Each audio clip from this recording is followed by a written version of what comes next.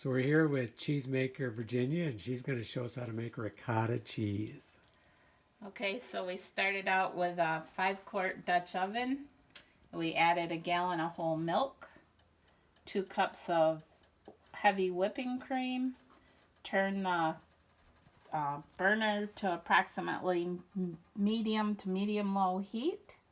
We got a thermometer in here. We're bringing the milk up to 200 degrees. And once we hit 200 degrees, we're going to add 1/3 of a cup of lemon juice. We're going to stir it in, and that we're going to stir it in gently.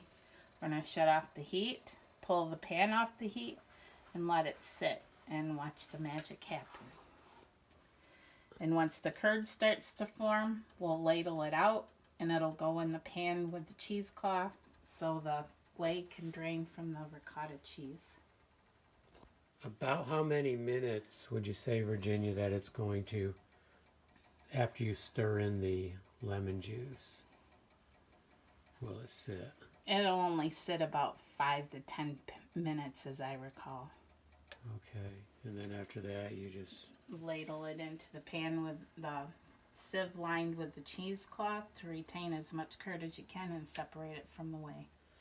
And then let it sit for... Approximately an hour. Okay. To let it drain good. Do you then rinse it at all or anything? Nope. No, it's ready? It's a soft set cheese, so if you were to rinse it, you would just break it all up. I see. Do you salt it or anything like that? You can lightly salt it if you want to. Any other seasonings? Nope. Cool. It's just a really good dairy flavor. There it is. Can't wait to try the ricotta cheese.